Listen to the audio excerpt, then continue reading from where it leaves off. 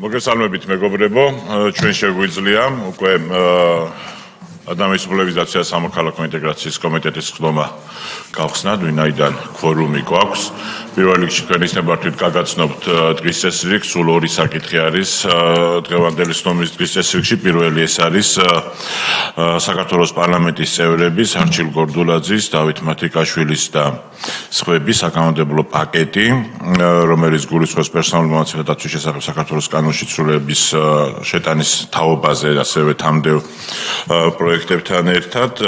პირველი მოსმენით მას წარმოგვიდგენს საქართველოს პარლამენტის წევრი ბატონი არჩილ გორდულაძე და მეორე საკითხი, ესეც პაკეტი არის, რომლის ძირითადი კანონი არის კანონთან კონფლიქტში მყოფ არასრულწლოვანთა რეაბილიტაციის და მხარდაჭერის შესახებ საქართველოს კანონი, თამდე პროექტებთან ერთად, რომელსაც მე თავად წარმოგიდგენ, გთხოვთ დავამტკიცოთ დღის წესრიგი.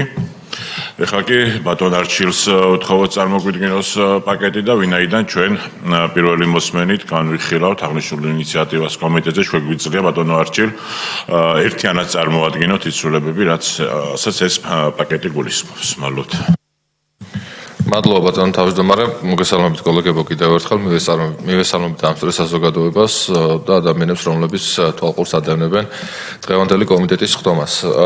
საზოგადოებისთვისაც ცნობილია ჩვენი გუნდის გადაწყვეტილებაც, რაც გულისხმობს კონსტიტუციურ საწყისებში დაბრუნებას და უზრუნველყოფას, რომ საკანონმდებლო ცვლილებები განხორციელდეს ზუსტად იმ დაგვარად, როგორც განხორციელდა სპეციალურ საგამოძიებო სამსახურთან დაკავშირებით და კონსტიტუციური ორგანოს უფლებამოსილებებში განისაზღვრა დამატებითი ის ფუნქციები, რომელიც სხვადასხვა კანონით არის გათვალისწინებული. კონსტიტუციური ლოგიკა არის ამავდროულად ხელისუფლების დანაწილების პრინციპიც მოითხოვს, რომ ნებისმიერი ის უფლებამოსილება, რომელიც კანონით განისაზღვრება, განახორციელოს ან სახელმწიფო შტოებში შემავალმა რომელიმე უწყება დაწესებულებამ, ან კონსტიტუციურმა ორგანომ, ან იმ ორგანომ, რომელიც პირდაპირ კონსტიტუციაში უფლებამოსილებები არის განსაზღვრული, ან მითითებული, როგორც დამოუკიდებელი ორგანოები.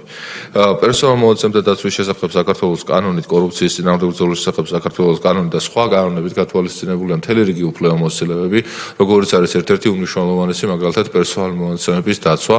იგულისხმება პერსონალურ მონაცემების დამუშავების კანონიერება, როგორც საჯარო სექტორში, ასევე კერძო სექტორშიც.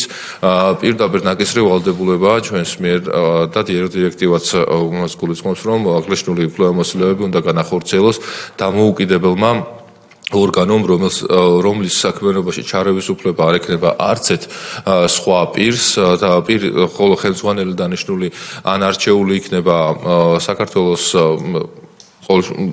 დირექტივაში მითითებულია, რომ ან პრეზიდენტის, ან მთავრობის მეთაურის, ან საქართველოს პარლამენტის მიერ ზუსტად იგივე არის ჩვენ შემთხვევაშიც, რომ ამ უმნიშვნელოვანესი საკითხის დარეგულირება და უფლებამოსილება კონტროლისა ექნება იმ ორგანოს, რომლის დამოუკიდებლობაც პირდაპირ განსაზღვრულია და გარანტირაა საქართველოს კონსტიტუცია, სახელმწიფო აუდიტის სამსახურს, გამომდინარე იქიდან, რომ აუდიტის სამსახურის ხელმძღვანელი გენერალური აუდიტორი აირჩევა საქართველოს პარლამენტის მიერ, მისი დამოუკიდებლობის გარანტიები კონსტიტუციით არის განსაზღვრული, მისი გადაყენება შესაძლებელია მხოლოდ იმპიჩმენტის წესით.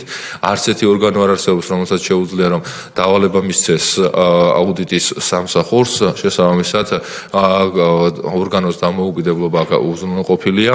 იგივე საკითხს ეხება კორუფციის წინააღმდეგ ბრძოლის შესახებ გათვალისწინებული უფლებამოსილებები, ანტიკორუფციული ბიუროსი, რომლის პასუხისმგებლობაც არის მაგალითად საჯარო მოსამსახურეების დეკლარაციების საჯაროობის კონტროლი და ის სრული უფლებამოსილება, რომ თქვათ პირდაპირ იბრძოლოს კორუფციის წინააღმდეგ, ეს დამახასიათებელია და კანონით განსაზღვრულია ისეთი ორგანოებისთვის, როგორც არის სახელმწიფო უსაფრთხოების სამსახური, საქართველოს პროკურატურა, ფინანსური პოლიცია და ამავდროულად რაც მთავარია საქართველოს მთავრობის ადმინისტრაცია, რომლის უფლებამოსილებების გაზრდერების კუთხით ორი კვირის წინ საქართველოს პარლამენტმა შესაბამისი გადაწყვეტილებაც მიიღო. იგივე შეიძლება ითქვას გრანტების შესახებ კანონით გათვალისწინებულ უფლებამოსილებაზე, ფარას კანონით საკუთარი გათვალისწინებული უფლებამოსილეებზე და ასე შემდეგ. სამწუხაროდ ჩვენ გვქონდა მოცემულობა, რომლის მიხედვითაც გარედან მიღებული დაჟინებული რჩევებით ბჭყალებში მიღებული არსებობს სამსახურები, რომელთა კონსტიტუციური სამართლებრივი სტატუსი უბრალოდ ბუნებაში არ არსებობს. სამწუხაროდ ჩვენ არ გვქონდა იმის შესაძლებლობა რამდენიმე წლის წინ, რომ შესაბამის ჩარჩოებში მოგვექცია აღნიშნული სამსახურების უფლებამოსილების განხორციელება, მაგრამ ეხლა გვაქვს შესაძლებლობა ისევ და ისევ ხალხის მხარდაჭერით, რომ ერთი მხრივ უფლებამოსილების განხორციელება იყოს შეუქცევადი, ხოლო მეორე მხრივ ეს უფლებამოსილები განახორციელოს კონსტიტუციურმა ორგანოებმა და ის წესრიგი სამართლის წესრიგი რაც უნდა იყოს უზრუნველყოფილი ქვეყანაში, საბოლოო ჯამში სრულყოფილ იქნეს. შესაბამისად, წარმოუდგენლობის მიხედვით, რაც კი საკანონმდებლო სივრცეში არსებობს უფლებამოსილები პერსონალურ მონაცემთა დაცვის სამსახურისა თუ ანტიკორუფციული ბიუროსი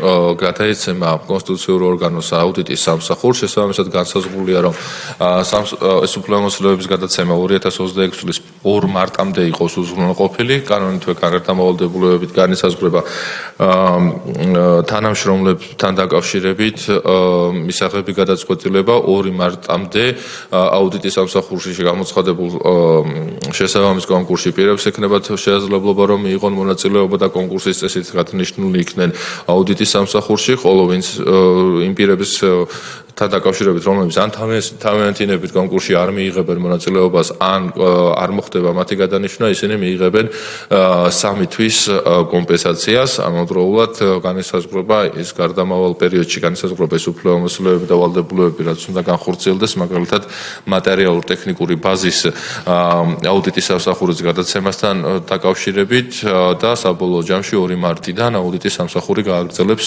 იმ უფლებამოსილების შესრულებას, რაც მოქმედი რეგულაციით ამ ორ უწყებას შორის არის განაცხადებული და კონსტიტუციური წესრიგით აღდგენილი იქნება ამ კუთხითაც. ისევე როგორც ეს იყო მაგალითად სპეციალურ საგამოძიებო სამსახურთან დაკავშირებით და გარედან თავს მოხვეული კონსტიტუციური ორგანოების უფლებამოსილებათა შემცირებისა და დაკნინების პრაქტიკაც აღმოფხვრილი იქნება.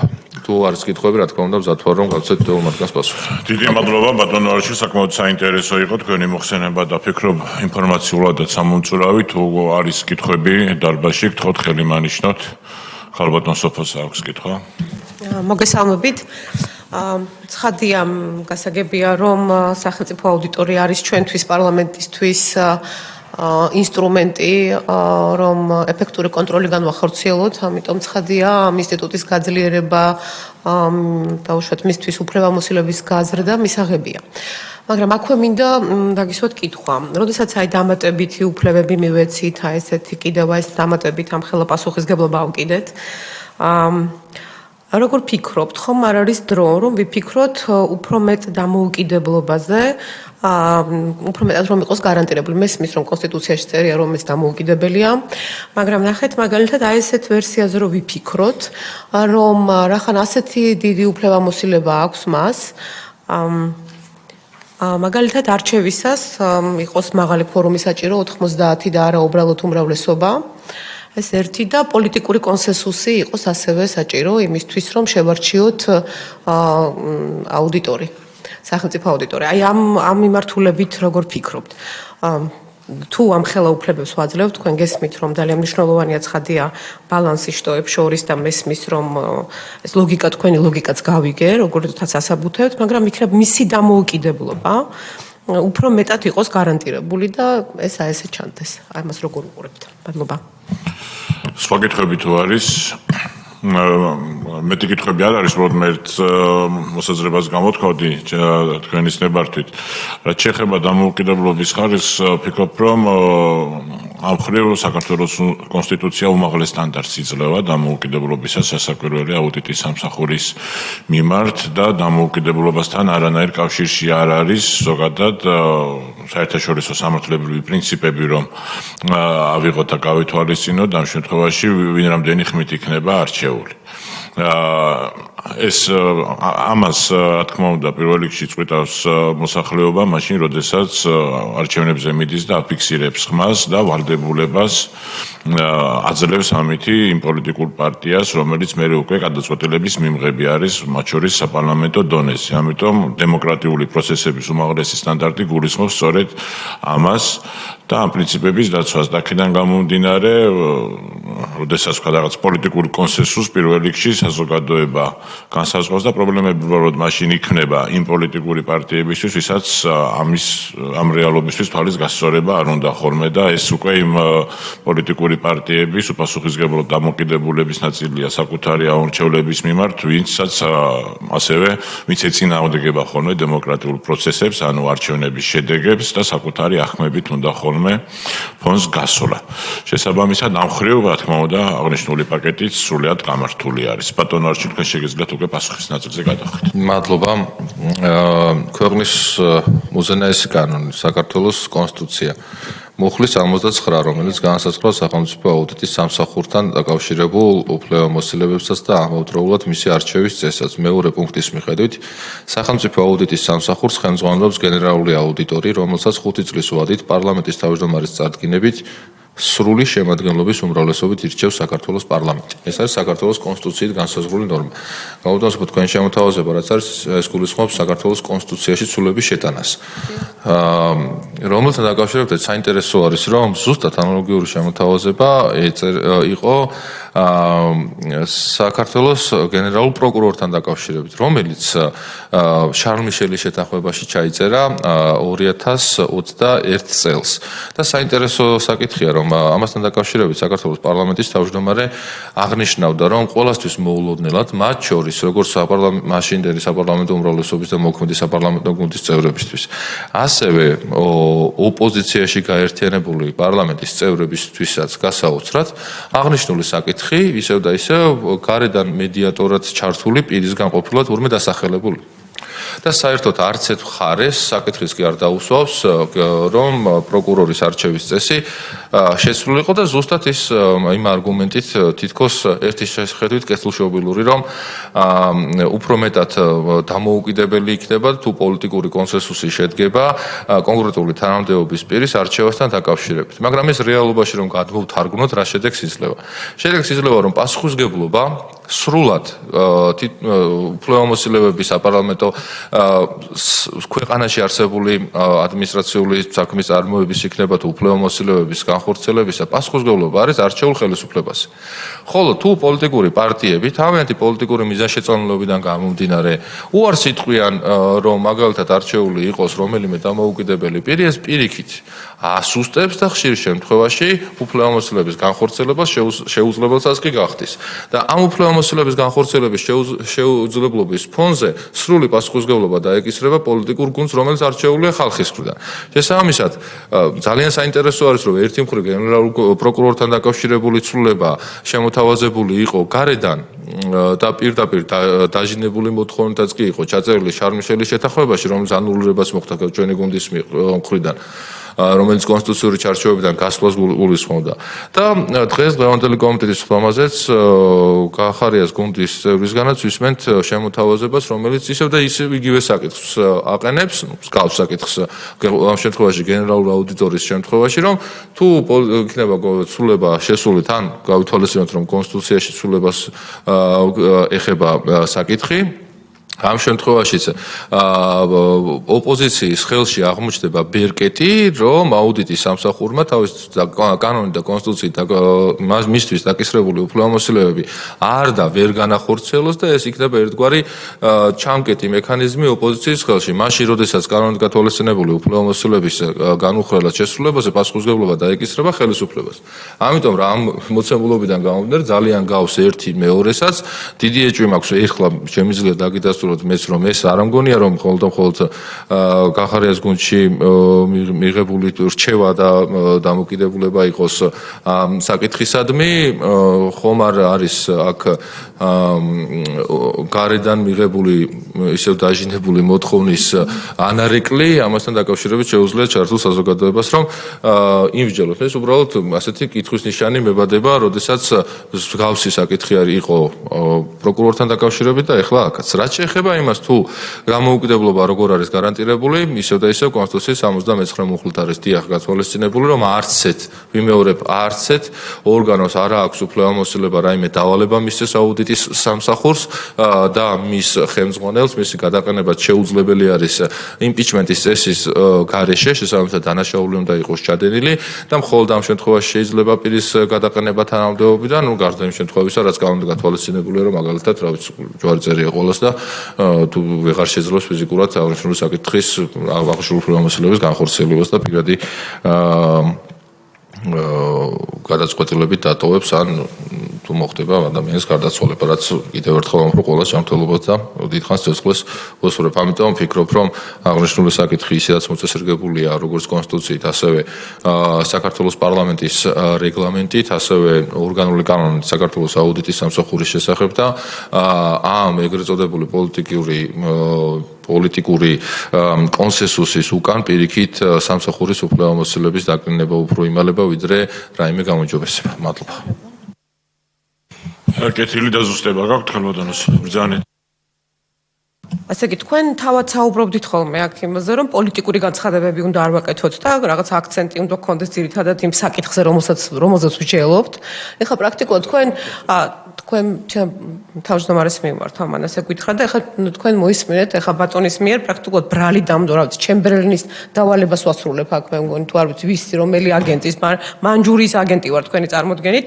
გავსვი კითხვა, როგორ უყურებთ ამას, გაიხსენეთ 21 წელი, არ ვიცი 2017 წელს გავიხსენოთ ან 90 წელი.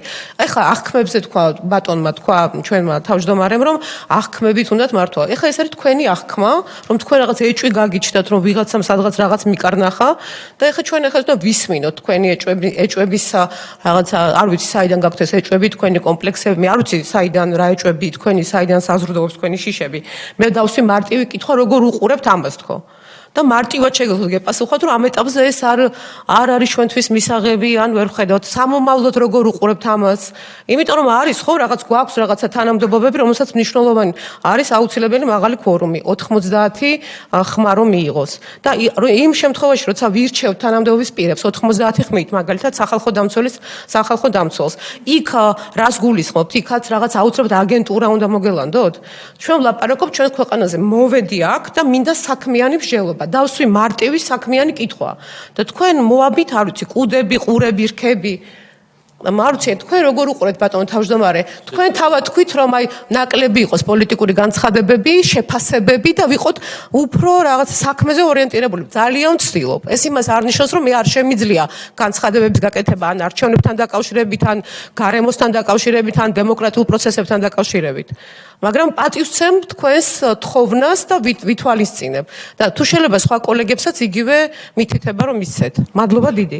კეთილი მოგახსენეთ პირველ რიგში, რა თქმა უნდა, საქართველოს პარლამენტი არის პოლიტიკური ორგანო და პოლიტიკურ განცხადებებს აქ ჩვენ ვერ გავექცევი და პირიქით ჩვენი ვალდებულებაც არის რომ დებატები ქონდეს, უბრალოდ კომიტეტის ხდომა ვერ იქნება პლენარული სასესიო ხდომა, სადაც იწყება განცხადებები და იმ განცხადებებში თავისუფალია დეპუტატი რა თემაზეც უნდა იმ თემაზე გააკეთებს განცხადებს. ეს არის პლენარული სესიის ფორმატი. კომიტეტს თავისი სპეციფიური ფორმატი აქვს და ჩვენ აქ ხდებით, ასე ვთქვათ, იმ დღის წესრიგიდან გამომდინარე, რომელსაც პარლამენტის ამ შემთხვევაში კომიტეტის ხდომის გახსნის შემდეგ ამტკიცებს. ეს არ გულისხმობს იმას სასაკვირველია, რომ რომელიმე პარლამენტარს ვინმე პოლიტიკური განცხადებების გაკეთება აუკრძალოს. ამავდროულად, რაც შეეხება იმ საკითხს, თქვენის ნებართვით მეც გამოვეხმაურებ, ვინაიდან ამ პროცესებში ჩვენ რა თქმა უნდა ვიყავით ჩართულები. ქალბატონო სოფო არ უნდა გაგიკვირდეთ ეს, იმიტომ რომ და გეტყვით რას ვამბობ, იმიტომ რომ ჩვენ კარგად გვახსოვს საიდან გაჩნდა ეგრეთ წოდებული კვალიფიციური უმრავლესობის თემა მაშინ შარლ მიშელის შეთანხმებაში თუნდაც და მისი მიზანი ვინმეს არჩევა კი არ იყო მაშინ პირიქით ბლოკირება იყო რომ არავის არჩევა არ მოხდარიყო ანუ ეს იყო პოლიტიკური ავანტიურა რომლის უკანაც ვიცით ჩვენ ვინ იდგა და ვიცით ეს რომ იქ მონაწილემ ესე ვთქვათ მხარეს არ დაუყენებია ეს ინიციატივები გარედან იყო მაშინათვე თავს მოხეული და ეს სხვათა შორის არც არავის არ უარყვია არც არავის არ უარყვია ეს აქედან გამომდინარე ეს არის ჩვენი ქვეყნის ისტორიის ესე ვთქვათ თვალსაჩინო წარსული რომელზეც მე მგონია რომ ყველას ერთიანი პოზიცია უნდა კონდეს ამიტომ ეს ცალსახად ესე არის და აქედან გამომდინარე ის არის უბრალოდ იცით ჩვენს კომიტეტში ყველას მიმართ გვაქვს პატრიოტიზმით მიპყრობა და თქვენს მიუხედავად პატრიოტიზმისა ისიც მინდა თქვა რომ იყო პასუხისმგებლობის ნაწილზე საუბარი და იცით არის როდესაც შენ 8% გაძლევს იმის ლეგიტიმაციას რომ საქართველოს პარლამენტში შეხვიდე პოლიტიკურ ჯგუფს გულისხმობ და შენ ამ პასუხისმგებლობაზე უარს ამბობ მე ეს რითიც მთავრდება თქვენი პარტიის მაგალითზე ეს ჩვენმა საზოგადოებამ ნახა თვითმმართველობის არჩევნებზე როდესაც თბილისის საკრებულოს ბარიერიც ვერ გადალახა თქვენმა პარტიამ ეს არის ფაქტი მაგრამ რა თქმა უნდა თქვენი მხრიდან სწორი გადაწყვეტილება იყო დაგვიანებული მაგრამ მაინც იქიდან გამომდინარე რომ ამ შემთხვევაში უბრალოდ საკუთარი ამორჩევლის მიმართ უპატივცემულ დამოკიდებულებას არც ერთი ამორჩეველი არც ერთ პარტიას არ პატიობს და ეს ამისი ძალიან კარგი ინდიკატორიც იყო და სხვა მხრივ ნუ ესეც ფაქტი არის ამასაც ვერ გავექცევით მიუხედავად რა თქმა უნდა შექმნის უხერხულობას ასე რომ ეს არის ის მოცემულობა რომელიც ეს დასკვნებს თუ გამოიტანს ადამიანი ცუდი ნამდვილად არ იქნება ბატონო არჩი თქვენ შეგიძლიათ გასცეთ პასუხი მადლობა ბატონო თავმჯდომარე არავისთვის სიახლე არ არის რასაც ვიტყვი რომ არ არსებობს იმაზე დიდი პოლიტიკური დოკუმენტი ვიდრე კანონია და კანონმდებელი პოლიტიკურ ხედვასაც და პოლიტიკურ გადაწყვეტილებასაც დიახ პირველ რიგში კანონის მიღებით იღებს და იღებს მათ შორის პასუხისმგებლობასაც. ზუსტად იგივე იყო მაგალითად არასრულწლოვანთა მართლმსაჯულების კოდექსის მიღების დროსაც, მაგალითად იგივე იყო ოჯახური ღირებულებების და არასრულწლოვანების დაცვის კანონის მიღების დროსაც. დიახ, ეს არის პოლიტიკური გადაწყვეტილება და საქართველოს პარლამენტი არის პოლიტიკური ორგანო. საქართველოს პარლამენტის კომიტეტის პოლიტიკური ორგანოა და ნებისმიერ საკითხთან დაკავშირებით, რომელიც არის წარმოდგენილი, შესაძლებელია რომ პასუხი იყოს გაცემული როგორც სამართლებრივ კონტექსტში, ისე დარგობრივ კონტექსტში და ამავდროულად სამართლებრივ და პოლიტიკურ კონტექსტშიც და დამიტოვეთ იმის შესაძლებლობა და მომისმევთ თქვენის ნებართვით, თუმცა ადამიანის უფლებათა დაცვის კომიტეტზე ვართ, რომ მე ჩემი აზრი მქონდეს და ეს ჩემი აზრი საჯაროდ დავაფიქსირო და დიახ და ჩემი ეჭვებით საჯაროდ დავაფიქსირო, როდესაც პირდაპირ პარალელი ორ საკითხს შორის შესაძლებელია რომ გავლებული იყოს და პირიქით, რა ვიცი, ამას საზოგადოება მიუჩნევს. და დიახ, აქ პოლიტიკური განცხადებების გაკეთების ადგილი კომიტეტი შესაძლებელია რომ არ იყოს და არც არის, მაგრამ კონკრეტულ და დასმულ კითხვაზე თუ როგორი პასუხი იქნება გაცემული, ამას წყვეტს მომხსენებელი და საქართველოს პარლამენტის თითოეული წევრი. ეს ამისად ეს სიახლე არ უნდა იყოს ალბათ არც თქვენთვისაც და ამიტომ გამოსტილი ხალბატონი მზანდებით და არაერთხელ ყოფილხართ ჩართული ნებისმიერ, რა ვიცი, ესეთ პოლიტიკურ თუ არაპოლიტიკურ საქმიანობაში. შესაბამისად კომიტეტზე დასმულ კითხვას პასუხს გასცემს მომხსენებელი ისე, როგორც ამას მიზანშეწონილად თვითონ ჩათვლის. ხოლო განცხადებების გასაკეთებლად, მხოლოდ განცხადებების გასაკეთებლად ამისაც არსებობს საქართველოს პლენარულ მდგომარეთა დარბაზი ან ტრიბუნა, რომელსაც შეგიძლიათ რომ გამოიყენოთ, რომლის გამოყენებაზეც უარს ამბობდით მთელი 1 წლის განმავლობაში. მე არ შევდივარ ამ ყველაფრის განხილვაში საკითხთან დაკავშირებით, პირდაპირ პარალელი გაგეცით და ნუ გეცხენებათ, რა ვიცი, კიდევ ერთხელ გიდასტურებთ პატივისცემას და ძალიან გთხოვთ, რომ არც ის ესეთ განცხადებებისგანაც თავი შევიკავოთ მითითებები და ასე შემდეგ. აქ მითითებებს არავინ არაფერს არ აძლევს, არავის არ აძლევს, შესაძლებელია მხოლოდ და მხოლოდ კომიტეტის თავმჯდომარემ ნებისმიერ წევრს, პარლამენტის წევრს იქნება თუ დამსწრე პირს მიუთითოს წესრიგის დაცვაზე და ასევე რეგლამენტით გათვალისწინებულ შესაბამის მუხლებზე და პასუხისმგებლობის შესაბამის ფორმებზეც, რაც ვალდებული ვართ რომ კანონია, კაცრია, მაგრამ კანონია და ვალდებული ვართ რომ ყველანი დავემორჩილოთ, რაც ვაკეთებთ კიდეც ზოგიერთისგან განსხვავებით. კეთილი, როგორც კითხვები, ასევე დაზუსტებები ამოწურული არის და შეგვიძლია ვთქვათ, რომ საკითხი განხილული არის. უკვე მეორე საკითხი, რომელიც ეხება კანონთან კონფლიქტში მყოფ არასრულწლოვნების კანონის პროექტს, კანონებთან ერთად ბატონ სავალანს მინდა ვთხოვო, რომ გაუწვეს კომიტეტის ხდომას, ვინაიდან ამ საკითხზე მოხსნებელი მე გახლავართ. მოგესალმებით კოლეგებო, წარმოგიდგენთ მეორე საკითხს განსახილველად საქართველოს პარლამენტის წევრების რატი იონათამიშვილის, არჩილ გორდლაძეს, თენგიზ შარმანაშვილის, დავით მათიკაშვილის, ზურაბ ქადაგიძეს და სხვა კოლეგების მიერ საგანმანათლებლო ინიციატივის წესით წარმოდგენილი საქართველოს კანონის პროექტები კანონთან კონფლიქტში მყოფი არასრულწლოვანთა რეაბილიტაციის და მხარდაჭერის შესახებ, პერსონალურ მონაცემთა დაცვის შესახებ საქართველოს განშტოების შეტანის თაობაზე და ასევე თანხმდები კანონ პროექტები მოხსენებელი. პირველი მოსმენით საქართველოს პარლამენტის წევრი ბატონ რატი იონათამიშვილი. გთხოვთ ბატონ რატი. კეთილი, დიდი მადლობა ბატონო სავალან.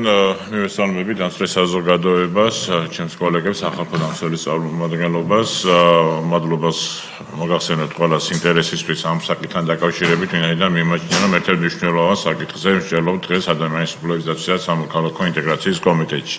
და ეს ეხება კანონთან კონფლიქტში მყოფ არასრულწლოვნების საკითხს. იმ კომიტეტებზე, სადაც სავალდებულო წესი წარმოადგენდი ამ ინიციატივას, არაერთხელ აღნიშნე, რომ სახელმწიფოს პოზიტიური ვალდებულება არის გააძლიეროს მხარდაჭერის და მსმენელობის კომპონენტი, განსაკუთრებით მაშინ, როდესაც საკითხი კანონთან კონფლიქტში მყოფ არასრულწლოვნებს ეხება და განსაკუთრებით კიდევ მაშინ, როდესაც ეს მოზარდები 14 წელს მიუღწეველი პირები არიან.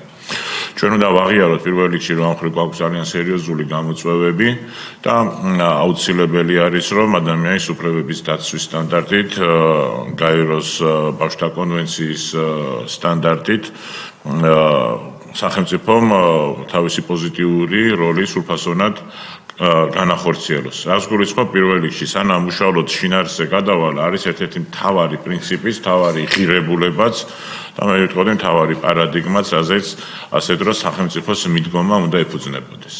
ეს არის შემდეგი, რომ ბავშვი, რომელიც ჩადის დანაშაულს, შეუძლებელია სახელმწიფომ შეხედოს მას როგორც კრიმინალს. არამედ მას ვისაც სჭირდება დახმარება და მზრუნველობა იმისთვის, რომ როდესაც ის სრულწლოვანი გახდება, მისი ინტერესის სფერო იყოს სრულფასოვანი განათლების მიღება, სპორტული აქტივობა, ჯანსაღი ცხოვრების პროცესებში ჩართვა და არა კრიმინალური საქმიანობა. აქედან გამომდინარე, ჩვენი გადაწყვეტილებებიც ნამდვილად თანმიმდევრული იყო, ყოველთვის საკვირველია. პირველ რიგში არასრულწლოვანთა მართლმსაჯულების კოდექს, რომელიც 2015 წელს მიიღო საქართველოს პარლამენტმა და 2016 წლიდან შევიდა ძალაში და შემდეგ უკვე ბავშვთა კოდექს, რომელიც ასევე უნიშნელოვანესი წინ გადადგმული ნაბიჯი იყო სწორედაც რომ ბავშვთა უფლებების განმტკიცების პროცესებში და ორივე ეს დოკუმენტი, ორივე საკანონმდებლო ჩარჩო შეიძლება ითქვას სანიმუშო დოკუმენტი არის, არა მხოლოდ ქართული საკანონმდებლო სივრცისთვის, არამედ ზოგადად ადამიანის და ამ შემთხვევაში ასაკურველია ბავშვთა უფლებების დაცვის თვალსაზრისით. მაგრამ ამ პროცესებში შეიძლება ითქვას, რომ სახელმწიფოს არ ქონია ძლიერი სერვისები, განსაკუთრებით 14 წლამდე არასრულწლოვნებისთვის, რომლებიც კანონსაწინააღმდეგო ქმედებებს ჩადიან. ზოგადად რომ გადავხედოთ სტატისტიკასაც, ესეც გვიჩვენებს, რომ ეს პრობლემები წლიდან წლამდე უფრო ძაფრდება და უფრო მწვავდება. მაგალითისთვის გეტყვით 2016 წელს სტატისტიკას რო შევხედოთ, კანონთან კონფლიქტში მყოფი ბავშვების სულ რაღაც 60-მდე შემთხვევა იყო დაფიქსირებული. 2020 წელს უკვე 556 და 2024 წელს 1064. და ეს ნიშნავს იმას, რომ აქ ჩვენ მეტი ძალისხმევა გვჭირდება რასაკვირველი. ამიტომ ეს არის ის საკითხები, რომელიც აუცილებლად საჭიროებს სერიოზულ გადახედვას, სერიოზულ მიდგომებს, ოღონდ რა თქმა უნდა ჩვენ აქედანვე ძალიან მკაფიოდ უნდა ვთქვათ, რომ 14 წლამდე ბავშვებს ჩვენ არ შეიძლება შევხედოთ როგორც დამნაშავეებს, კრიმინალებს და სახელმწიფომ არ შეიძლება დასაჯოს 14 წლამდე ბავშვი, არამედ ჩვენ უნდა გავაძლიეროთ მზრუნველობის და მხარდაჭერის კომპონენტი, სერვისები, პროგრამები და ასე შემდეგ და ის მოდელიც, რომელსაც ჩვენ დღეს თქვენ გთავაზობთ, ეფუძნება გერმანულ მოდელს, ფაქტობრივად ანალოგიური მოდელი არის მოქმედი შვეიცარიაში და იდენტური მოდელები მოქმედებს როგორც სკანდინავიის ქვეყნებში და ნიდერლანდებში, ასევე დიდ ბრიტანეთშიც. რაც გულისხმობს ეს მოდელი პირველ რიგში კანონის თანახმად იუსტიციის სამინისტროში შეიქმნება მხარდაჭერისა და რეაბილიტაციის ცენტრი, სადაც შევლენ მულტიდისციპლინური ჯგუფები, იმუშავებენ და მულტიდისციპლინური ჯგუფებს ექნება შესაძლებლობა მიიღონ ორგვარი გადაწყვეტილება. ერთი ეს არის, რომ კანონთან კონფლიქტში მყოფი არასრულწლოვნები, ანუ 14 წელს მიუღწეველ პირებზე ვსაუბრობთ ამ შემთხვევაში, ჩართოს სპეციალიზებულ პროგრამებში და სერვისებში, რომელიც ინდივიდუალური მიდგომებით, ინდივიდუალური საჭიროებით იქნება განსაზღვრული და სადაც შევლენ ისეთი პროფესიის მქონე ადამიანები, როგორიც არის განათლების სპეციალისტი, სოციალური მუშაკი, ბავშვთა ფსიქოლოგი და ასე შემდეგ და მეორე და ეს მულტიდისციპლინური ჯგუფი ინდივიდუალურად დაგეგმავს როგორც ყველა იმ სერვის იქნება ეს საგანმანათლებლო ხასიათის, სოციალური ხასიათის, ფსიქოლოგიის მხარდაჭერის თუ ასე შემდეგ, რომელიც უკვე ამ ბავშვის მიმართ განხორციელდება და მეორე ეს არის უკვე მიმართვა სასამართლოში, ოღონდ სასამართლოში მიმართვიანობა ის საფუძველიც ხდება ამ შემთხვევაში დასაბუთებული ვარაუდი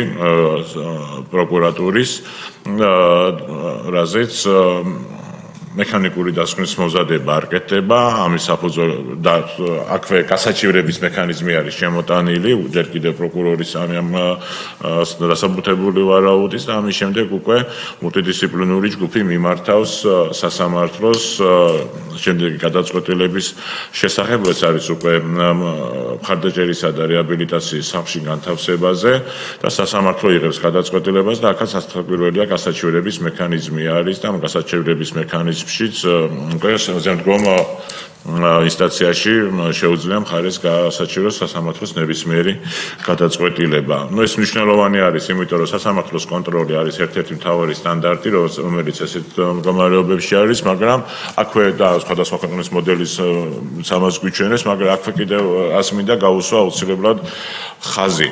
ამაზეც იყო ცალკეული დისკუსია, ამაზეც იყო გარკვეული კითხვები დასმული, ეს ჩვენ გვიწერია კანონშიც, მაგრამ დამატებით განმარტებასაც საჭიროებს ვფიქრობ, ეს არის, რომ ეს ზომა შეიძლება იყოს მხოლოდ უკიდურეს შემთხვევაში გამოყენებული.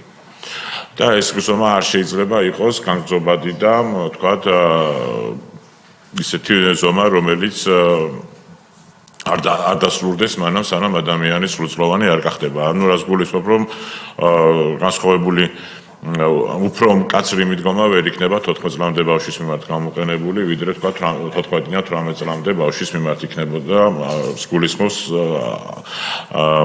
არასრულწლოვანთა მართლმსაჯულების კოდექსი. აქვე ერთი განმარტება მინდა გავაკეთო, სანამ კიდევ უფრო ღრმად გადავარ შინაარსობრივ საკითხებზე, რომ ეს კითხვაც დაისვა და ვფიქრობ, რომ აი ჩვენ იმ პარადიგმას, სადაც ვამბობდი, ამას ეხმაურება სწორედ, რომ რატომ არის შემოთავაზებული ახალი კანონი და რატომ არ არის ცვლილებები არასრულწლოვანთა მართლმსაჯულების კოდექსში. სიმართლე რო კითხრა და გულისხმობ რომ იყო საერთოდ არც განვიხილავდით, რომ მსგავსი ცვლილებები შეიძლებოდა არასრულწლოვანთა მართლმსაჯულების კოდექსში შესულიყო, არა იმიტომ, რომ ამ კანონს რაიმე დაიწუნება, პირიქით ეს კანონი უმაღლეს სტანდარტს აწესებს ამ მიმართულებით, არამედ იმიტომ, რომ არასრულწლოვანთა მართლმსაჯულების კოდექსი ბავშვს განიხილავს როგორც დამნაშავეს.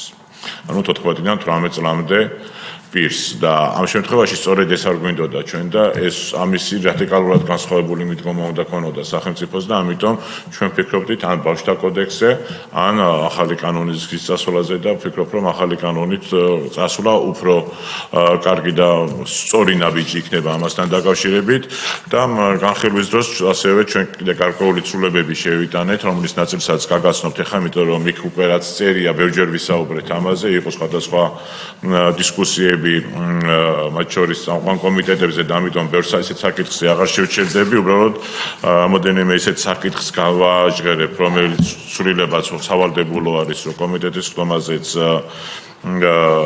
დაზუსტდეს, გაჟღერდეს და ვინაიდან მე როგორ შენიშვნების ფურცლებში აისახება ეს ყველაფერი და პლენარულ სხდომაზე უკვე ახალი რედაქციით შევა, ახალი რედაქციით მეწოდება უკვე საქართველოს პარლამენტის ბიუროს მას შემდეგ რაც დღეს ჩვენ განვიხილავ და მივიღეთ ამა თუ იმ გადაწყვეტილებას. ერთი იყო რომ გარკვეულ ბუნდოვანებას ტოვებ და ზედაზღვართან დაკავშირებით და აქედან გამომდინარე მიზანშეწონილად ჩავთვალეთ რომ ის თეორიული დაშვებაც კი რომ შეიძლება სახლში განთავსება 10-18 წლამდე ბავშვის მიმართ მომხდარი იყო ეს და ნამდვილად უნდა გაიწეროს ვინაიდან ესეთი სახლების ფუნქციურობის ეფექტურობაც არის ის და სახელმწიფო უნდა იღებდეს ამ ვალდებულებას.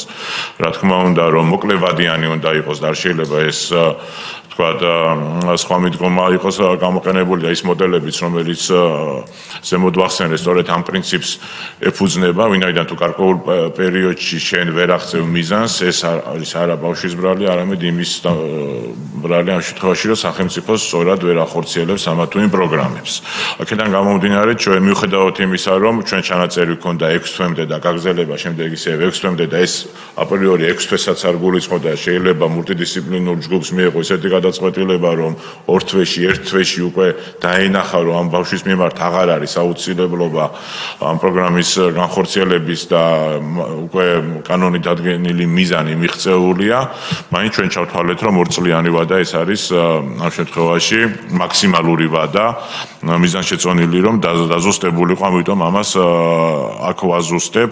ასევე ამ ბუნდოვანებიდან გამომდინარე მოდიოდა მეორე საკითხიც რომ გაჩნდა თითქოს ერთი შტაბ-ბეჭდილება რომ 15, 16, 17 წლის პირები შეიძლებოდა მოქცეულიყვნენ ამ ინიციატივის ქვეშ და ამიტომ ზედაკვარ ასაკის ზღვარი 14 წლამდე ეს ვთქვათ არასრულწლოვნებისთვის დადგინდა.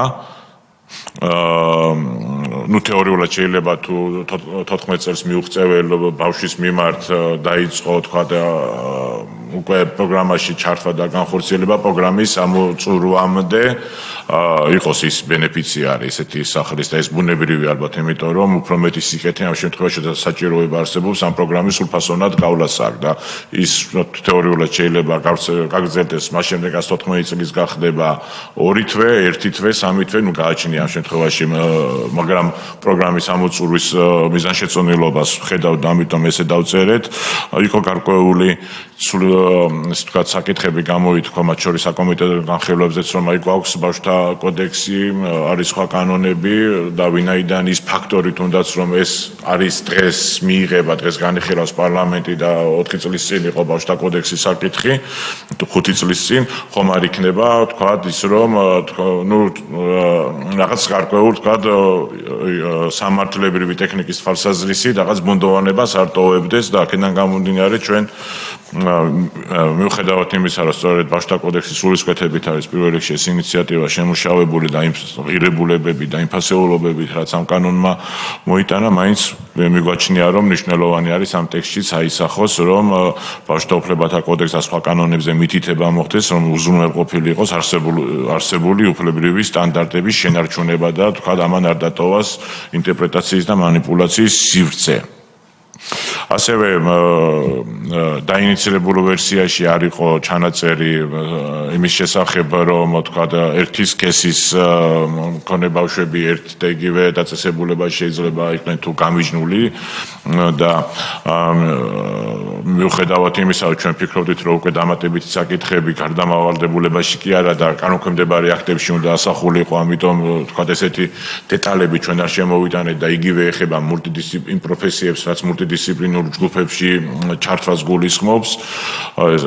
ამიტომ ეს ჩვენ ვიფიქრეთ, მიუხედავად იმისა, რომ გამარტებით ბარაში უკვე გვეწერა მულტიდისციპლინური პროფესიები, რომელიც მულტიდისციპლინურ ჯგუფებში იმუშავებენ და ეს საკითხები ჰქონდა ასახული. მიუხედავად ამისა, მაინც და ვფიქრობდით, რომ კანონქვემდებარე აქტებში განესაზღვრებოდა უკვე მეტი დეტალიზაცია.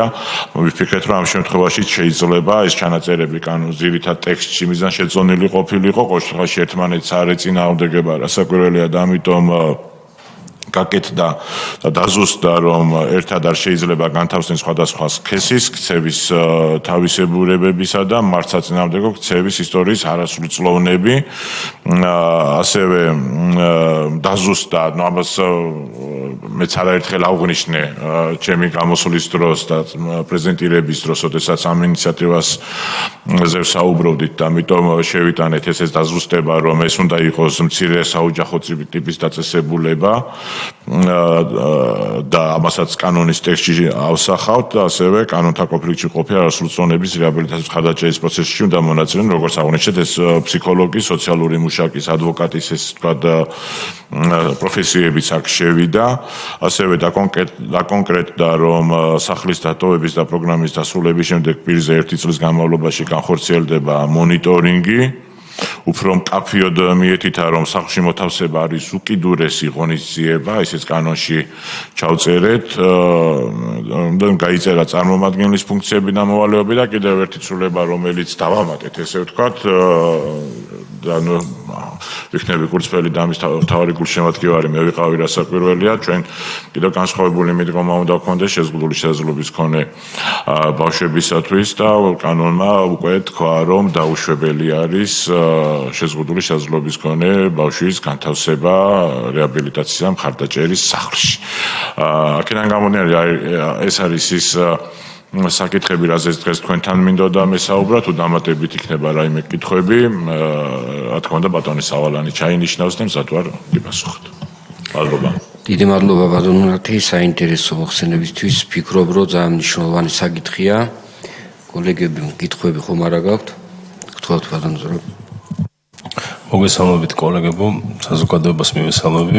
ბატონო, კითხვა არ მაქვს, უბრალოდ გამომდინარე იქიდან, რომ მე დიდი სიამოვნებით ვარ ჩართული პროცესში და გულწრფელად ვუჭერ მხარს აღნიშნულ კანონ პროექტს, დღეს უკვე დაზუსტებულ ვერსიაში თამამად შეგვიძლია ყველამ ერთად ვთქვათ, რომ ეს არის ზუსტად ის ინკლუზიური მიდგომა, რასაც ქვია ინდივიდუალური დამოკიდებულება თითოეული ახალგაზრდის მიმართ და სწორედაც რომ თუ ჩვენ გვაქვს პრეტენზია სამართლებრივ და სოციალურ სახელმწიფოზე, სწორედაც რომ ასეთი მიდგომით არის ხაზგასმა სახელმწიფოს დამოკიდებულების. აქედან გამომდინარე დიდი სიამოვნებით დაუჭერ მხარს და პროცესში რა თქმა უნდა ყველა ძალღონეს არ დავიშურებ იმისათვის, რომ ყველანაირი ჩემი რესურსი გამოვიყენო უფრო გაკეთილშობილებისათვის. მადლობა.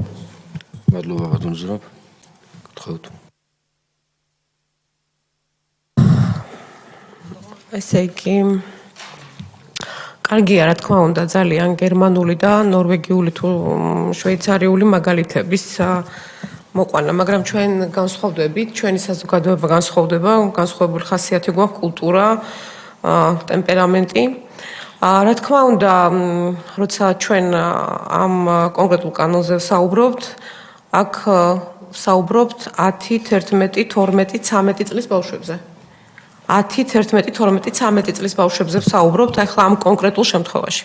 რა თქმა უნდა, პრობლემა არსებობს, ეს პრობლემა არის ფაქტი არსებობს, მაგრამ ძალიან ბევრი სხვა პრობლემაც არსებობს, მაგალითად, ნახევრადმჭიერი ბავშვები დადიან სკოლებში. მოვისმინეთ დღეს ერთ-ერთი თქვენი კოლეგის ჭეიშვილის დავასრულებ თუ შეიძლება? დავასრულებ თუ შეიძლება? რა შეეხება თქვენი ერთ კოლეგის ჭეიშვილის განცხადება იყო, რომ გარკვეული ჯგუფები იყენებენ იმ ვითარებას, რომ 14 წლამდე არ არის სისხლის ამართლის პასუხისგებლობა. აი, როგორ ფიქრობთ, აი ამ გარკვეული ჯგუფების ასალაგმად დღეს არსებული კანონმდებლობა საკმარისია, ფაქტია, რომ საკმარისია, იცით ხო, წამხედურება, იძულება, ისაც ისჩება. ხო არ შეიძლება დაუშვათ დავამატოთ ან დავამძიმოთ, როცა არასრულწლოვნებს ეხებათ, არასრულწლების იძულებას ან ჩართვას, შეიძლება იქ გავაძლიეროთ, იმიტომ რომ აი ხა რასაც ჩვენ ძირითადად ვკითხულობთ, არის უფრო შედეგებთან ბრძოლა და არა მიზეზებთან. ძალიან საინტერესო იქნებოდა, იმიტომ რომ ბავშვებზე ვლაპარაკობთ, მოგვესმინა ექსპერტების, დარგის ექსპერტების, თუნდაც აი ჩვენ გვაქვს ზრუნვის სააგენტო, სახელმწიფო ზრუნვის სააგენტო, მათი მოსაზრებები, იმ სოციალური მუშაკების, ვისაც აქვს აი შეხება ამ კონკრეტულ ოჯახებთან, რა არის რეალურად მიზეზები, რატომ გვაქვს აი თქვენ თქვით რომ ზრდა ამ მიმართულებით და ფაქტია სტატისტიკაც ამას აჩვენებს. იქნებ უფრო მეტად უკეთ გავერკვიოთ იმ მიზეზებში, რა მიზეზებიც ჩვენ გვაქვს. კი, გასაგებია და ეს იყო დიდი ბრძოლა დაგვჭირდა თავის დროზე. სახალხო დამცველის მოადგილე ვიყავი, როდესაც აიწია ეს ასაკი 14 წლამდე, მაშინ ტომას ჰამარბერგი დაგვეხმარა და ეს წინა ხელისუფლების დროს ხდებოდა. ამ ხელისუფლების დროს კიდე უფრო პროგრესული ნაბიჯი იყო, როდესაც მივიღეთ კოდექსი არასრულწლოვანთა მარცხაჯულების.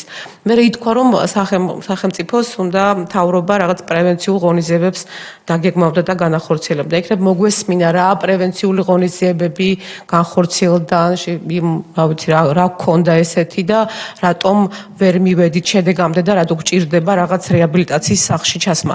მესმის, რომ როგორი სახელიც არ უნდა დავარქვათ, რეაბილიტაციის მხარდამჭერის უფრო ლამაზი სახელიც უნდა დავარქვათ.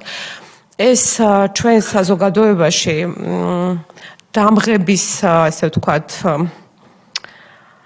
იარლიყების მიკერება ძალიან იოლია.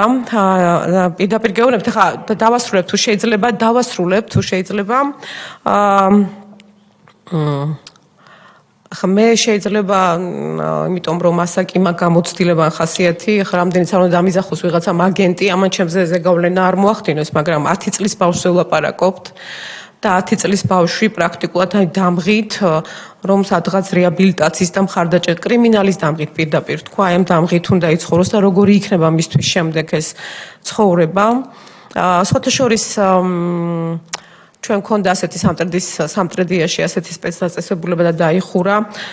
სხვათა შორის, აი ბოლო რაც მახსენდება, თქვენ ციცით ალბათ ნინო წმინდის პანსიონატში რაც მოხდა, საერთოდ სხვა ტიპის არ იყო იქ ასეთი სპეციფიკის დაწესებულება, მაგრამ სერიოზული პრობლემები იყო და ესეც ასეთი გამოცდილება გვაქვს.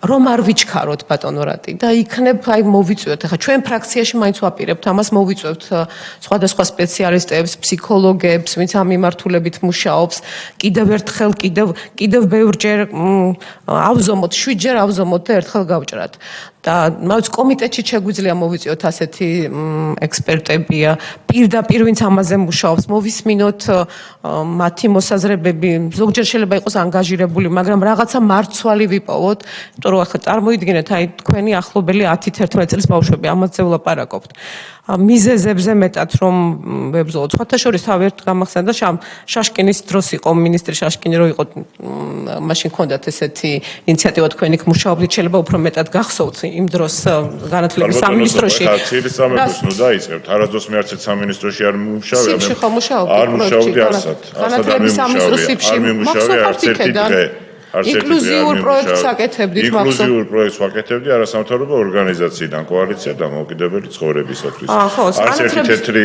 მე სახელმწიფო ბიუჯეტიდან სანამ არ გქონდა თბილისის საკრებულოს წევრი არ მიმიღია მეორეჯერ მსგავს ცილისწამებას სიკადრებს ვინმე გავრცელებს და სასამართლოში შევხვდები ცილისწამებას ვისმენ აგერ თქვენთან მე მახსოვს თქვენ იყავით ეს იყო პროექტი იყო დაასახელეთ რომელი იყო ცილისწამება პროექტი იყო ცილისწამება არ გირჩევთ რომ ეჭერი კადროთ მსგავსი თქვენს იქნებ თქვენს კოლეგებს და თქვენს იქნებ გაითვალისწინოთ და მეტი პატივისცემით აქედან პატივისცემის მეტი დამოკიდებულება თქვენ პირადად შემგან არ მიგიღია და კიდე ერთხელ მეორე ცილისწამებას სიკადრებ და სასამართლოში ცილისწამება არის ის როცა თქვენ აქ პრაქტიკულად აგენტად გამომაცხადეთ და ვიღაცის დავალების შემსრულებლად ამაზე მეტი ცილისწამება რა უნდა იყოს აგენტად მაცხადებთ ვიღაცების გარედან დავალების შემსრულებლად მაცხადებთ ცილისწამება არ არის ეს მეც გიმეორებთ მე თანაბარი ვარ ჩვენ როგორც დეპუტატები რა გამიმეორებთ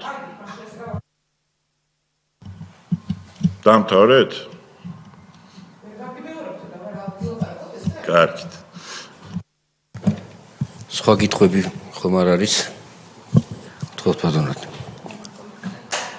კი ბატონო ჩემი შემოთავაზება იქნება დეპუტატების კითხვებს ყველა მე როგორც ახალ დამცველზე კონსულტანტი კეთილი პირველ რიგში რაც მინდა ხაზგასმით თქვა რომ ყველას ვურჩევ რომ ცოტა ფრთხილად იყოს, როდესაც არასრულწლოვანებზე საუბრობ და რაღაცა სტიგმატიზებას ვახსენებთ. იმიტომ რომ ნებითუნებლიეთ ასეთი განცხადებები თვითონ არ იყოს ხელისშემწყობის სტიგმატიზების ეს ერთი მეორე არავის არ მიცემ იმის უფლებას ის მცირე ზომის საოჯახო ტიპის სახლი რომელიც რეალურად იქნება შველა და შანსი ესეთი ბავშვებისათვის ის კანონთან კონფლიქტში იმყოფებიან შეადაროს არც იმ სამტრედის სახს რომ დაწესებულებას რომელიც დაიხურა ჩვენი ინიციატივით სხვათა შორის და მით უმეტეს კიდე სხვა რაღაც უბედურებებს და ავაზაკობას როგორც ნაციონალური მოძრაობა იყო და კარგად გვახსოვს ის რომ როდესაც ციხეების უფროსი დანიშნეს განათლების სამინისტროში და იმ რაუბედურება მოიტანა, ეგეც ძალიან კარგად გვახსოვს. აქედან გამომდინარე, ცოტა ფრთხილად მოუწოდებ ყველას თავშეკავებული და თამიდეო მიმართოთ სასარგებლო საქმიანობისკენ. პირველ რიგში თავის საზოგადოების, აი შემდეგ კიდევ ერთი მნიშვნელოვანი კომპონენტი გამორჩა და ამას ვიტყვი აუცილებლად ასევე ოქშიც, რომ აისახოს, ეს არის ის, რომ პარალელურად და ამისი გარანტიები ჩაიწერა კიდე განახლებულ რედაქციაში, პარალელურად სახელმწიფო იღებს ვალდებულებას, რომ გააძლიეროს მშობელი და გააძლიეროს ოჯახი იმის პარალელურად, როდესაც პროგრამაში ან სახლში შეიძლება მიიღოს გადაწყვეტილება ბავშვის ჩართვისა თუ განთავსების. პარალელურად ჩდება იმის ვალდებულება, რომ ოჯახთანაც იმუშაოს სხვადასხვა პროგრამებით, სხვადასხვა სერვისებით, იმიტომ რომ ეს ვაკუუმიც იქნეს ამოვსებული და ესეც სახელმწიფოს პოზიტიური ვალდებულება, რასაკვირველი არა მხოლოდ ბავშვებთან მითით მუშაობა, არამედ მათ მშობლებთან, მათ სოციუმთან, მათ კანონიერ წარმომადგენლებთან. მადლობა ბატონო. კითხვები გაქვთ თქვენ? კომენტარი გვაქვს. სახალხო დამცველის მოადგილე ინეს ჩიხლაძე.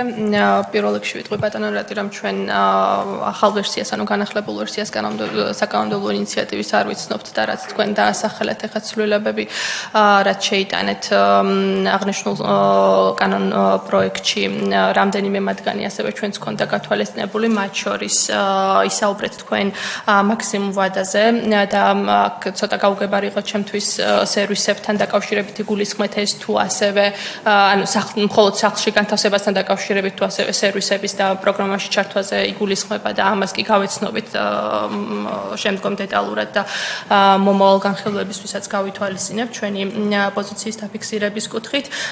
ასევე ისაუბრეთ მცირე საოჯახო ტიპის დაწესებულების სახლზე და ესეც ერთ-ერთი იყო, იმიტომ რომ ინსტიტუციურად ცოტა ინსტიტუციური მოდელის შტაბ-ეტილებას ქმნიდა თვითონ კანონ პროექტში არსებული ჩანაწერები და ესეც სიახლეა ჩვენთვის. რაც შეეხება სხვა კომენტარებს, თავდაპირველად მინდოდა აუცილებლად აღმენიშნა, რომ ჩვენთვის გასაგები არის ქვეყანაში არსებული გამოწვევები, რაც გახდა ამ საკანონმდებლო ინიციატივის საფუძველი და ასევე ხაზი უნდა გაუსვათ იმ მიდგომას, რითაც უნდა მოხდეს განხილვა და რასაც თქვენ სადასტურებთ ასევე და თქვენი კოლეგებიც, რომ საერთაშორისო სტანდარტებთან, ბავშვის უფლებათა სფეროში არსებულ კონვენციებთან, ადგილობრივ და საერთაშორისო კანონმდებლობასთან უნდა იყოს შესაბამისობაში ეს კანონ პროექტი და ამიტომ როგორც სახალხო დამცველი წლები, ასევე CRC მიუთითებს, რომ არასრულწლოვანებისათვის ეფექტიანი სერვისები უნდა შეიქმნას, მათ შორის ბოლო რეზოლუცია, რაც იქნა მიღებული ბავშვის უფლებათა კომიტეტის მიერ და მიეცა საქართველოს რეკომენდაციები გასულ წელს. იქაც ხაზგასმულია ასევე მათ შორის 14 წლამდე ასაკის ბავშვებისათვის სერვისებისა და დამატებითი პროგრამების შექმნის საჭიროებაზე, რესურსების გამოყოფაზე, მათ შორის ადამიანური, ტექნიკური, ფინანსური და სხვა სახის რესურსების გამოყოფაზე, რაც ამ სერვისების მერე ბავშვებისთვის ეფექტიან მიწოდების წინაპირობას ქმნის და ეს არის ასევე სახალხო დამცველის რეკომენდაცია წლებია. ამ ნაწილში ნამდვილად თანხმდებით ყველანი მე მგონი. ამ შემთხვევაში ჩვენ პირველ რიგში სათაურით დავიწყებ, იმიტომ რომ კანონ პროექტის სათაური არის კანონთა კოლხში არასრულწლოვანების რეაბილიტაციის და მხარდაჭერის შესახებ. და შემდგომ უკვე ასევე განმარტებით ნაწილში მეორე მუხლია თუ არ ვცდები კანონ პროექტი, სადაც აღნიშნულია თუ რას ნიშნავს კანონთან კონფლიქტში მყოფი ბავშვი და არასრულწლოვანი უпростоრად. და ამ შემთხვევაში მითითებული არის, რომ პროკურორის მიერ მიღებული შემაჯამებელი გადაწყვეტილებით დასტურდება საქართველოს სისხლის სამართლის კოდექსით გათვალისწინებული მართლსაწინააღმდეგო ქმედების ჩადენა და არ შესრულებია 18 წელი. ამასთანავე ჩვენ ვიცით, რომ არასრულწლოვანთა მართლმსაჯულების კოდექსშიც განმარტებულია კანონთა კონფლიქტში მყოფი ბავშვი, სადაც რა თქმა უნდა მართლსაწინააღმდეგო ქმედების ნაცვლად გამახვილებულია ყურადღება, ანუ იგივე სიტყვა წყობა და იგივე შინაარსია, უბრალოდ სისხლის სამართლის კოდექსის გათვალისწინებულ დანაშაულზეა აქცენტი. თავისთავად ჩვენ შემთხვევაში საკანონმდებლო ინიციატივის ფარგლებში მხოლოდ დანაშაულის ქმედების ობიექტურ შემადგენლობაზე ხდება ხაზგასმა და იქით ბრალზე ქმედების სუბიექტურ ობიექტური შემადგენლობა თავისთავად მოიცავს და ეს განსხვავებაც გვესმის. თუმცა ვფიქრობთ, რომ გაცილებით უფრო ღირებული იქნება თუ უფრო ნეიტრალურ სიტყვაწყობა იქნება არასრულწლოვანებთან მიმართებაში ნახმარი, იმიტომ რომ კანონთა კომპლექტში მაინც კონკრეტული დანაშაულისკენ, დანაშაულებრივი ქმედებისკენ მიდის და ასეთ ასოციაციას ქმნის. მაგალითად, CRC იყენებს სისხლის სამართლებრივი პასუხისმგებლობის ასაკს მიუღწევალ პირს, როგორც ასეთი ტერმინს. და ამ ფარგლებში მოიაზრებს და მათთან მიმართებით მერე უკვე რაც კანონ პროექტის დატვირთვისთვის არის კანონთა კომპლექტში ყოფილი ბავშვები უფრო ნეიტრალური ტერმინის გამოყენებაც შეიძლება, რასაც და ამ შემთხვევაში ბავშვის უფლებათა კომიტეტის პოზიციაც ამაში გვეხმარება. ასევე მნიშვნელოვანია კანონპროექტის მესამე მუხლი, სადაც უკვე იუსტიციის სამინისტრო შემოდის, როგორც ის ინსტიტუცია, რომელიც იქნება ბავშვის არასრულწლოვანის რეაბილიტაციის და მხარდაჭერის ცენტრის, რომლის ქვემდებარეც იქნება და ჩვენთვის გამოწვევა არის, ანუ ჩვენი აზრით ეს გარკვეულწილად არის გამოწვევა, იქიდან გამომდინარე, რომ კანონპროექტის მიზანი არის ბავშვზე ზრუნვა, მისი რეაბილიტაცია. ვიცით, რომ დღეს ამ ფუნქციას ასრულებს ჯანდაცვის სამინისტრო, მისი ქვემდებარე ზრუნვის სააგენტო, რომელიც და მეორეს მხრივ ზუსტად საშუალების ნაწილში ოღონდ და ზუსტად მაგას ვამბობთ. ამ შემთხვევაში იუსტიციის ქვემდებარე არის ეგრეთ წოდებული მე-11 საშუალებითი დაწესებულება, რომელიც ასევე სარეაბილიტაციო სარეაბილიტაციო ცენტრია, თუმცა ამ შემთხვევაში იგი არის საშუალებითი დაწესებულება და სასჯელის მიზნებს ემსახურება და არა ბავშვის რეაბილიტაციის, ანუ სასჯელის აქვს ერთ-ერთი მიზანი და არა მხოლოდ ბავშვზე ზრუნვა და რეაბილიტაცია. ამიტომ ინსტიტუციური დაქვემდებარება ამ შემთხვევაში მნიშვნელოვანია სწორედ ზრუნვის მიზნებიდან და ბავშვის რეაბილიტაციისა და მისი მხარდაჭერის მიზნებიდან გამომდინარე.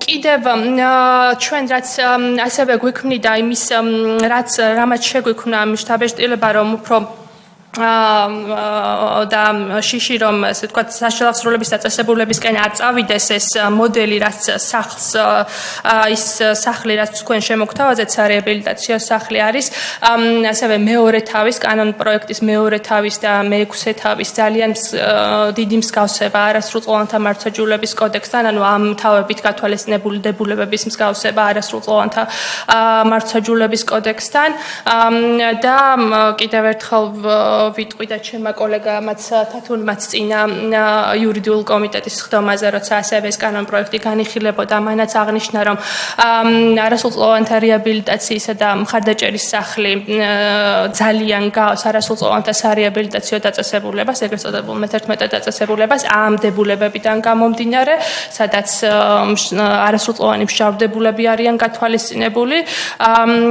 რადგან ამ სახლშიც ბავშვებს ეკრძალებათ თავისუფლად გადაადგილება, სახლის დატოვება და ასე შემდეგ, თუმცა ის რაც დღეს გავიგეთ ღევანდელს ხდომაზე, რომ იქნება რაღაცა მცირე საოჯახო ტიპის სახლის მსგავსი დაწესებულება, შეიძლება ეს სურათი არსებითად შეცვალოს, იმიტომ რომ ამ შემთხვევაში ჩვენი გადმოსახედიდან, როცა ბავშვზე ზრუნვა და მხარდაჭერა არის მიზანი, ასევე მეტნაკლებად ოჯახთან მიმსგავსებული გარემო უნდა შეექმნას ბავშვს ამ პროცესში და როცა ინსტიტუციაზე ვსაუბრობ და კანონპროექტი ყოველ შემთხვევაში, რადგან ტიპი არ იყო დასახელებული ამ სახლის, ამ ინსტიტუციური მოდელისკენ უფრო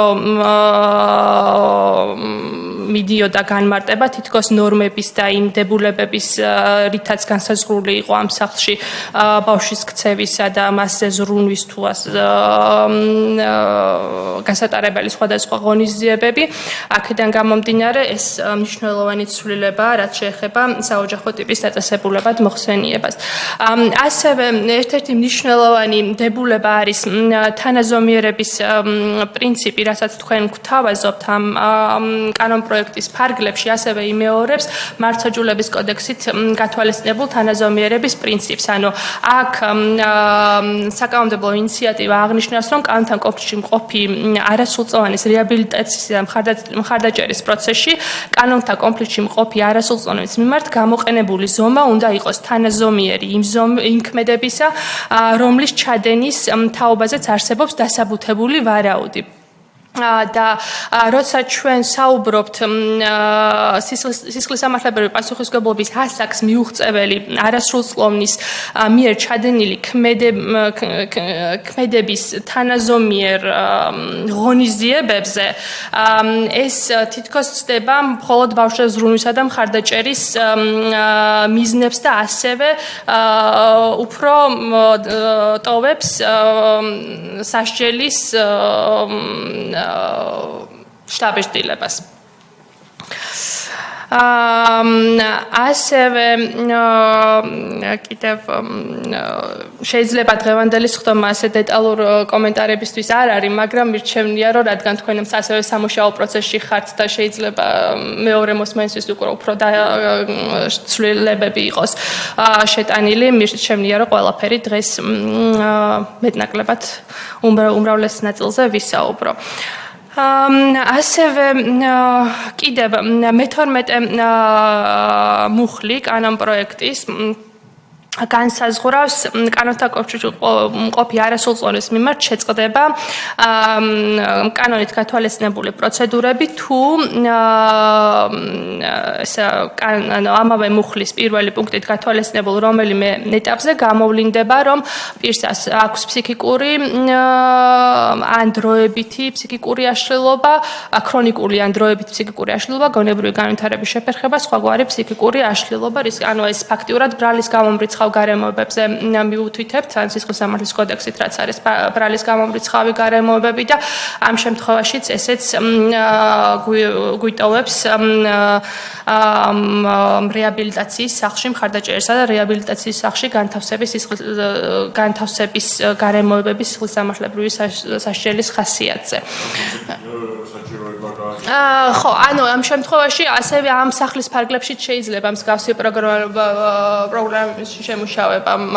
ყოველ შემთხვევაში ეს იყო ერთ-ერთი კითხვა, რომელიც და იმიტომ რომ ჩვენ სხვა გამოცდილებები, რასაც ვნახეთ, ეს როგორც ასეთი სახლში განთავსების ცალკე გამორიცხვის გარემოებები საუკეთესო პრაქტიკიდან გამომდინარე არ ითვალისწინებდა და თუმცა თქვენი კოლეგების კომენტარებით საინტერესო ამასთან დაკავშირებით.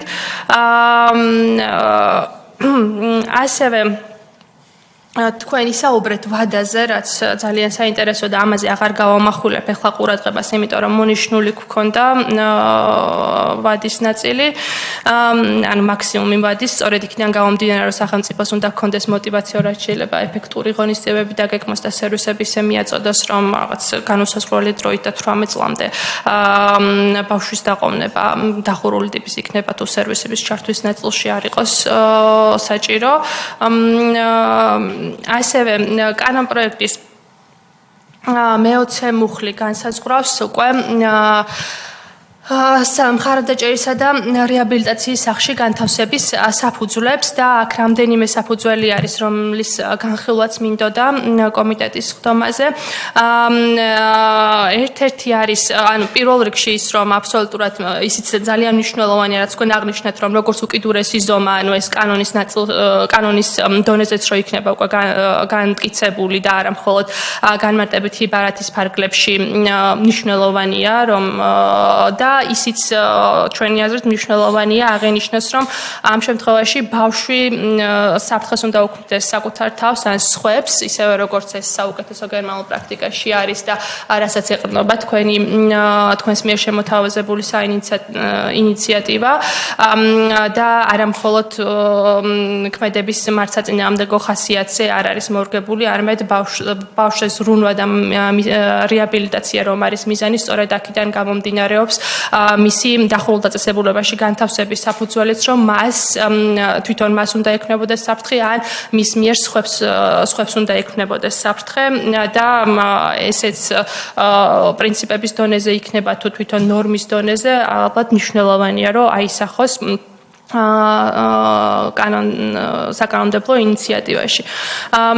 კიდევ მე-20 მუხლში ასევე გათვალისწინებულია, რომ მანამდე საკანონმდებლო ინიციატივა მე-18 მუხლში ასევე აღნიშნავს, როცა მშობელი არ ასრულებს ვალდებულებას პროგრამებში თუ სერვისებში ჩართვასთან დაკავშირებით და რამდენიმე მცდელობის მიუხედავად ეს მაინც შეუძლებელი ხდება. ეს განცალკევების საფუძველი არის ოჯახის, ანუ ახალი შეიძლება გახდეს განცალკევების საფუძველი და ამასთანავე ეს შეიძლება გახდეს პირდაპირ შემდგომ უკვე სახლში განთავსების საფუძველი მხარდაჭერისა და რეაბილიტაციის სახლში.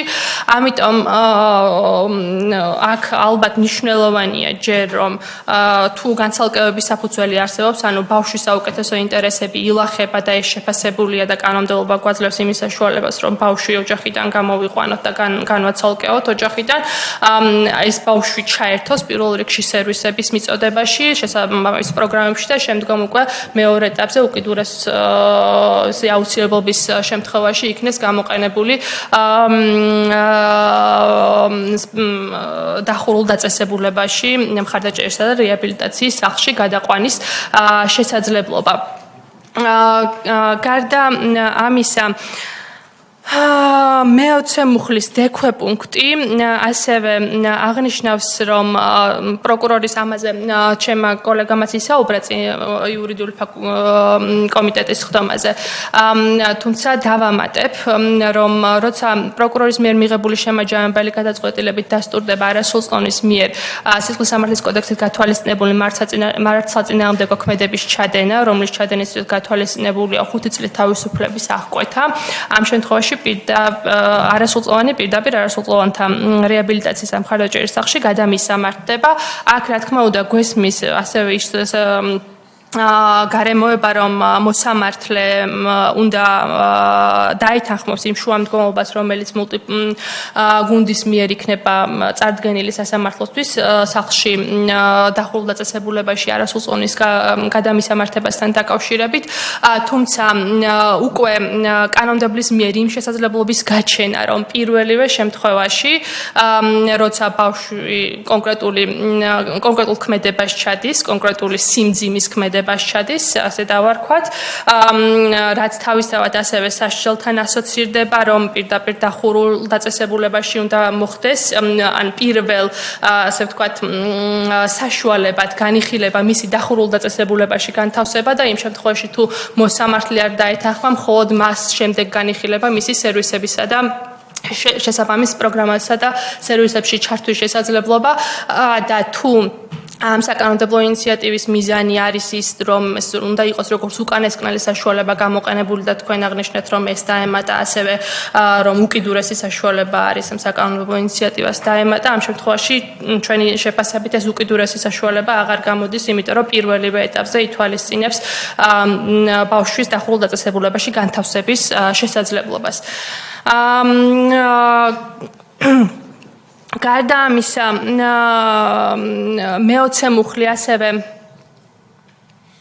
ითვალისწინებს ცოტა განსხვავებულ მიდგომას იმ არასრულწლოვანების მიმართ, რომლებიც ალტერნატიული ზრუნვის მიზნით უკვე განთავსებულნი არიან სახელმწიფო ზრუნვაში.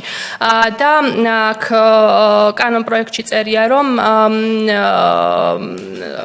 კანონთა კორპუსში მყოფი არასრულწლოვანი, როცა არის განთავსებული ალტერნატიულ ზრუნვაში და ვერ ხორციელდება სერვისებისა და პროგრამების შესრულება, ამ შემთხვევაში ეს არის ასევე დახურულ დაწესებულებაში მისი განთავსების საფუძველი.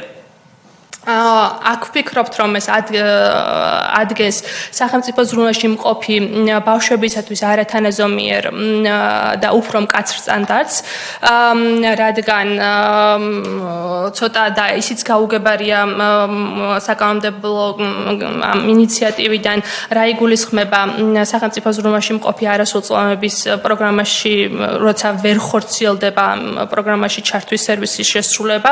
ჩვენ ვიცით შემთხვევები, როცა მაგალითად ბავშვები იპარებიან ხოლმე მცირე საოჯახო ტიპის სახლებიდან, ასე შემდეგ, ანუ ქცევითი სირთულეებია მათთან, მაგრამ ეს ამ შემთხვევაში ეს შემთხვევები იგულისხმება თუ რა სახის გამოწვევებზე ვსაუბრობთ, რომელ სერვისებში ჩართვაზე ვსაუბრობთ, ზრუნვის სააგენტოს სერვისებში ჩართვაზე ვსაუბრობთ თუ ცენტრის მიერ შექმნილი სერვისებში ჩართვაზე ვსაუბრობთ და რა სახის, ანუ ისე არ უნდა მოხდეს, რომ იმ ბავშვებს, რომლებიც ზრუნვის სახელმწიფო ზრუნვის ქვეშ არიან, მათ მიმართ განსხვავებულ მოპყრობას ვაკანონებთ და ვუშვებთ უფრო დაბალ სტანდარტს, რომ ისინი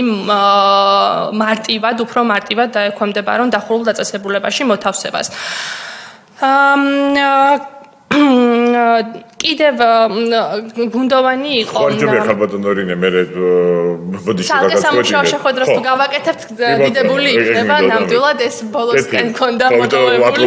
ის არის და თან ახლა უყურებდი თქვენის ნებართი კიდევ ერთხელ ბოდიში გეთქვით, გავაკეთეთ, საინტერესო იყო ნამდვილად, მაგრამ ძირითადად საკითხებია, რომელიც მეორე მოსმენის ფარგლებში არის განსახილველი თანაც. აქედან გამომდინარე შემოგთავაზებდით მე თვითონ ესე რომ დიდი მადლობა ესეთ ინტერესის სიღრმისეულად გაცნობისთვის ამ საკითხისათვის. თქვენს მოგესალმებით, ახლა მეც გავაჟღერე, რომ საკმაოდ არსებითი ცვლილებები შედის და იყო ჩემს განცხადებაში ცვლილებების, რომელიც ფაქტობრივად პირველი მოსმენის თემაც არის.